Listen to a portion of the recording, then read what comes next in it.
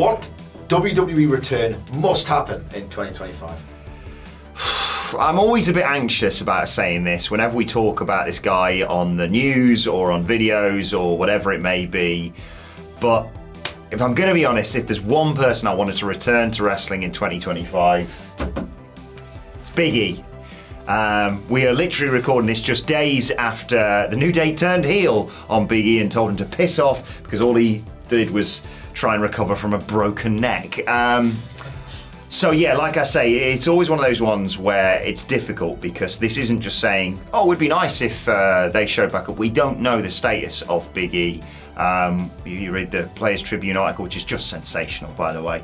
And it lays out what he's been through. And, you know, you don't want to be the person who says, this guy should return to the wrestling ring, because if he physically can't, or even if he just doesn't want to because of the things that he's been through over the past couple of years, that's completely understandable. But in this perfect world, where he's fully recovered and he wants to get back in the wrestling ring, can you imagine the reaction whenever it happens? You know, people have pitched in the Royal Rumble or WrestleMania or the Raw after WrestleMania, wherever it happens, Big E returning to a wrestling ring would be, and think about the ground this covers in recent, you know, euphoric moments in WWE, one of the best moments this decade, I think, without question, because it's just, I don't know a single person, aside from two people, I don't know anyone who hates Big E. And it would just be sensational, even if it's only in a limited capacity. I'll take anything at this moment. I know he's having a great time, you know, doing his Our Heroes Rock stuff, and his poor girlfriend got buried by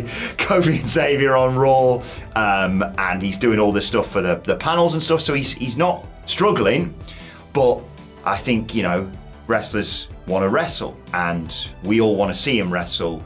It is, yes, with hesitation, understandably, but I just think a Big E return to the wrestling ring in 2025 would be the best thing that happens next year. I'm including The Rock winning the world title in that as well. A WWE return that must happen in 2025, you say? Well, I gotta take a minute here, because if you were to speak to me 5 years ago and say we were living in a time where The Rock, John Cena, and CM Punk would all be walking around WWE in 2025, I'd be happy with all that. That's enough. That's enough. They're not even classed as like returns now, but I'd be happy with those. They'd be returns in my mind as in 2020. I'd be like, that's enough for me. So I'm already really happy. So if I really have to think about this and go, what would I want? I'd probably just go sentimental. I know it's not like a massive draw, a huge like legend from the past kind of thing, but for me, somebody I'd love to see back in WWE, even if just for a little while in 2025, would be Dustin Rhodes. And my reasons for this should be a little bit obvious. It's the whole Cody Rhodes stuff going on right now. The guy is at the top. He's at the tippy top of the company, of the entire business, like he is. And I'd just like to see Dustin on screen with Cody in this current spell, because it'd just be nice to have the Rhodes boys back together in this absolutely awesome spell for the American Nightmare. Have Dustin maybe back up Cody for a little bit and like be his help him run off some bad guys, whatever it is, just some satisfying, heartwarming moments just to bring him back into the mix, and then he can have his Hall of Fame induction, whatever it is, he can have all that. I think from what I've seen online, his deal seems to be either expiring or has expired with AEW.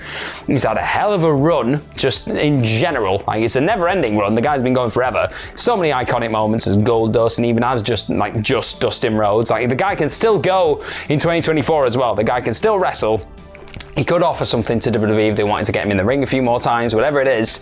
But I think just to kind of get him back in to the mix for this last run, last little spell in WWE, give him a few lovely moments with his brother as he's on top of the world, and just have him there enjoying some good times, whooping bad guys together. I like to see it. I want to see it. So it's a sentimental pick. It's not like a big box office draw thing or anything like that. I just want to see the Rhodes boys in a WWE ring again, just having fun, and just, yeah, maybe then have the induction. Maybe have the induction at WrestleMania this year. That'd be cool. Have Cody induct his brother, and then we'll all cry and just have a good time with it. That's what I want. Bring Dustin home.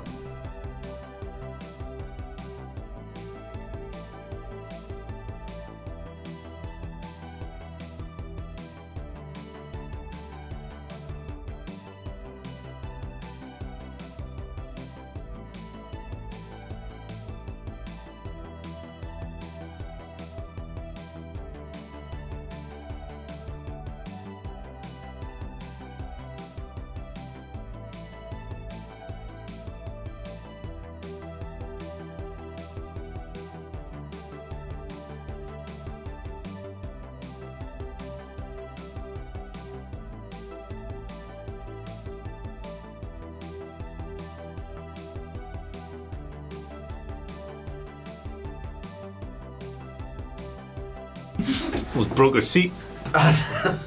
Andy Murray. Big boy. Which WWE wrestler should return in 2020? Not the person who said big boy, that's for sure. I've actually got two answers. One's a bit of a cheat and it's not like a real thing. But Sean Spears should just be Ty Dillinger in the Royal Rumble at number 10. He just should. Do it for one night only. It would make any sense whatsoever in his current narrative or whatever. But it would the NXT Black and Gold 2015 freaks like us would be into that. And it'd be a fun time. Do that. My real answer is Shane McMahon. Because I've opined this several times. I believe that the one thing WWE is currently missing, right? Ticket sales are great. TV ratings are great. They're richer than God. Everybody loves the creative. It's scratching every itch. The fan base is seriously engaged. They're loving the product. They're just spending money all over the place. They're going online. They're showing their enthusiasm. It's a wonderful environment. The one thing missing from this equation is something objectively terrible, right? One of the great drivers of pro wrestling.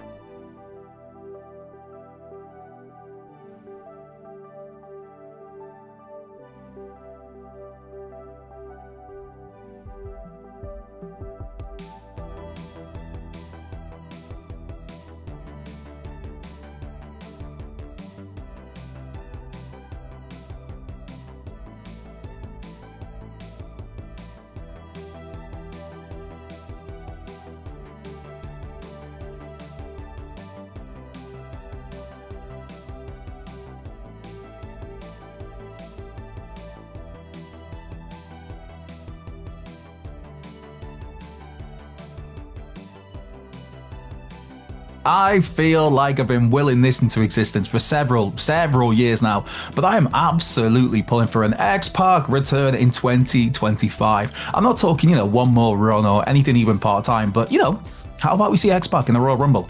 In recent years, you've had legends like Booker T, Molly Holly, Lita, Trish Stratus, the Hurricane even, Kane, Michelle McCool, DDP, Bang, Diesel, whoever, all make surprise one-off appearances. You can even go back to that really fun exchange between Roddy Piper and Jimmy Snuka back at the 2008 Royal Rumble. So, why not X-Pac? The fella is in the greatest shape of his life. He's often talked about how, he's medically cleared to wrestle should he want to and should the chance arise. And Sean Waltman has been in such a great place for the last several years. I mean, seriously, his social media output or any interviews that you see with him, he just comes across as the nicest, most positive dude. Plus, he does so much great work with animals, for animals, in particular dogs, and I am always here for that, absolutely. Again, I am not talking any sort of full-time return or even a part-time one, but just 10 minutes in the Royal Rumble. If anything more was to come of that, then who knows? But it's just give him a bit of time. Give him some time there in the spotlight. I mean, some people are finally starting to come around a little and give Sean Waltman his flowers. And it's hard. It really is hard to understate how important and influential Sean Waltman was to the mainstream North American wrestling scene. There is that lazy, X-Pac heat, that tag that gets thrown around on him. And yes, there were clearly good times and bad times when it comes to his TV presence over the years. But it was genuinely mind-blowing to see the 1-2-3 kid back in the day. What, the Lightning Kid, when he first debuted in the WWF, or the Kamikaze Kid, or the Cannonball Kid, or just the Kid. For younger fans, there might not be anything all that special, seeing somebody perform a moonsault or a spinning back kick. But back in 1993, Sean Waltman brought a style to the table that had been rarely seen in the WWF or WCW. Seeing the early days of the 1-2-3 Kid, it was like the first time for me, like the first time I saw Jushin Liger turn up in WCW, the first time seeing Too Cold Scorpio, the first time seeing Jeff Hardy when he started to do all the crazy, insane moves off and through furniture. For so many high flyers who come in the years since, Sean Waltman has such a big role to play in popularizing so many elements of the style seen across various big-time promotions to this very day. It's not to say Sean Waltman was the first wrestler to ever do a moonsault, but he was one of the first to showcase such electric offense and such undersized underdog babyface spirit on a platform such as the World Wrestling Federation. So yeah, let's give the man his flowers and let's try and finally manifest that Royal Rumble return for X-Pac. I've been fishing around those pages on Cage Match where you sort of see wrestlers that were rookies when they were first in WWE, or they maybe worked there and you don't remember it, or they had like a different look or something about them, and then they went on to sort of get a bit more fame, and you just don't really associate those like smaller names with WWE. And I've landed on Stone Cold Steve Austin. His return, obviously, at WrestleMania 38 was absolutely incredible, and his non-return at WrestleMania 40 was even better if you respect the business like I do. I know that there was conversations that came out afterwards that was said, the money wasn't right, and it wasn't like, if I know my rattlesnake. I think it's because the creative wasn't. Steve Austin is not a man that wants to run in, hit a stunner, roll out, and let somebody else have the glory. He's probably thinking, yeah, Cody finishes the story, but when do we go off the drinking beers? He has since gone on to say that Vegas is close to his house, and I love that about the reason to turn up for work is just that it's nearby, like it was in Dallas all the way back in 2022. And what else that showed was that he can still gew. We are somehow in a version of the timeline in 2025 where Steve Austin could fight The Rock, maybe at WrestleMania, or indeed could sort of mix in with The Rock's business. John Cena is back, where they could do that, one of those dream matches that maybe nobody manifested at the time, but just because you never thought possible. You've got this raft of current era WWE stars that might just dream of taking a Stone Cold Stunner. And in Kevin Owens, you were given that evidence that, like, with the right wrestler in the right time, not even with the right story sucked, Steve Austin can make magic. It seems like the right time and place has come again for one more Stone Cold Steve Austin masterpiece, and I would like to see it in 2025. CM Punk. Oh yeah. So listen, there's a bunch of WWE returns that we want in 2025. Stone Cold Steve Austin, The Rock, I'm sure there'll be others, Trish Stratus, Mickie James.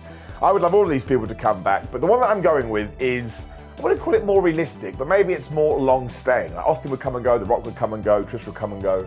Same with Mickie James, because they have other things going on. But Matt Cardona, right now, is still out on the indie scene. Recently did the Ring of Honor show with Chris Jericho, which I thought was good booking. I liked that a lot. It made me want to watch it. And I'm not saying that I know where he would fit into the WWE system, but some people will say, oh, he'll never be at world title level. I don't think you need to be at world title level. Look at the New Day, what are doing. Look what the Carlito's doing in the Judgment Day. You certainly are places for you where you can have fun and enjoy your pro wrestling. But I just think the Matt Cardona character, I understand it's sort of himself as well, is so much more refined and more appropriate for the 2024 wrestling world or 2025 wrestling world, that either AEW or WWE. But I just think because he has the history in WWE as Zack Ryder, that you could tell that story, you could have that shift. He shouldn't go back to Zack Ryder at all, and we should kind of explain everything that's happened ever since he did get released a few years ago. If he was in the Royal Rumble, I think he'd get a mega pop, and that would be cool as well. So I would like to see it. And listen, if it doesn't work, that's okay. I think we should try these things. And it's always nice to bring somebody back from the past who I say right now is doing some of their best work. So I just think WWE should try it. You know, we have an Intercontinental title scene, we have a US title scene, we have a tag team scene, and I know that the WWE roster is pretty big right now, but there's room for somebody, and he's a real smart guy at kind of changing the game. He did it in 2011 with the, the YouTube stuff, and then he did it again, really, when he had that deathmatch stuff in terms of reinventing himself. So they say the best thing comes in threes. I don't hazard a doubt that he wouldn't be able to do it again. So if I was going to throw a name out there, it'd be Mr. Matthew Cardona.